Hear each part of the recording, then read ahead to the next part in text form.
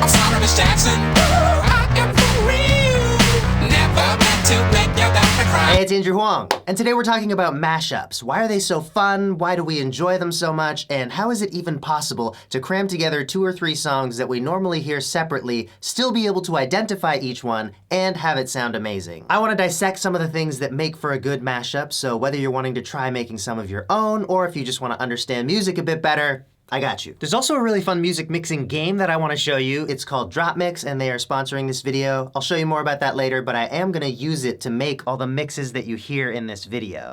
Yeah. When I walk on by, girls be looking like Damn Fly. I pick to the beat, walking down the street in my new freak, yeah. So let's start with the big picture. Why are mashups even a thing? Why is it so interesting to hear 2 different songs played together when their creators never intended them to be played together and maybe didn't even know each other or came from different time periods? And I think we can look at this from an emotional and a technical standpoint. We all know that music makes us feel things, and some songs that are familiar might hold a special place for us or even start a flood of memories. So when I look at my response to a mashup of 2 songs that I love, I think I'm getting that effect in double, in addition to the novelty of hearing them working together. And I think it's heightened when there's a strong juxtaposition between the songs, like the nostalgia of something classic with the excitement of something modern.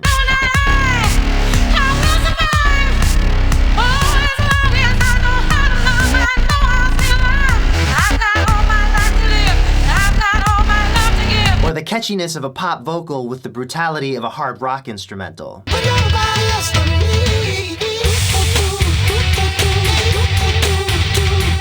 So in terms of music theory, what we're doing is sort of transplanting or recontextualizing these emotional cues. And my favorite example of this experience is when you hear a familiar melody over a different set of chords. Both of these elements are telling their own story, but it's the interaction between them that conveys the overall message you're hearing. The same note over a different chord carries a completely different emotional weight. So when you're also dealing with larger sequences of chords and different instruments playing at different dynamics, you could hear a melody that you've heard 100 times before in a completely new light. I can't feel my face when I'm with you, but I love it, but I love it. I can't feel my face when I'm with you, but I love it, but I love it.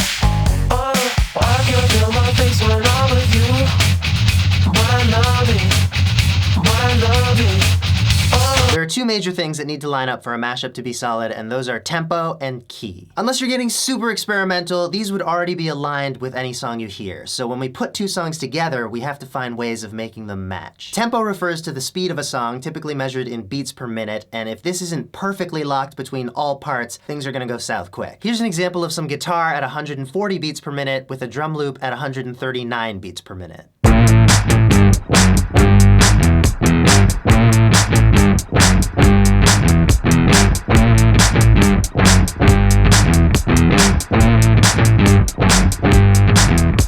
4 times through the guitar loop and it's already a complete disaster. So obviously you want to get everything on beat together, and most modern DJ tools and electronic music software now have ways to let you stretch and manipulate time to fit musical counts.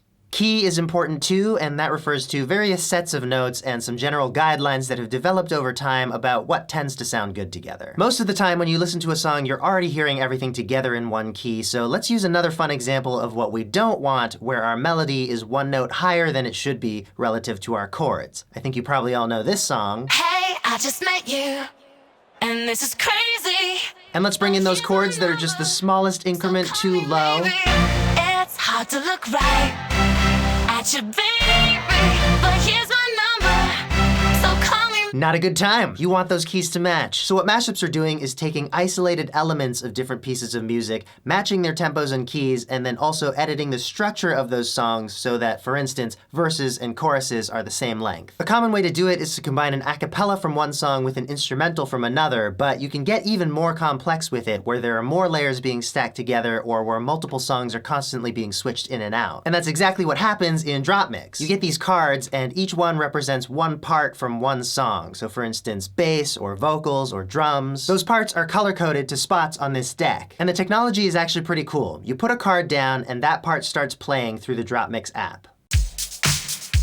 You add more cards and they all start working together, and you can even stack and remove cards and it'll play the one that's on top.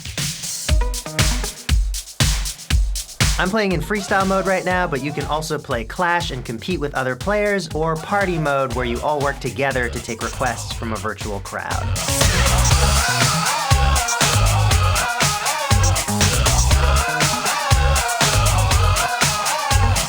So I hope you enjoyed this video. Thanks again to Dropmix for supporting my channel, and check out the description for more info about the game and where to find it.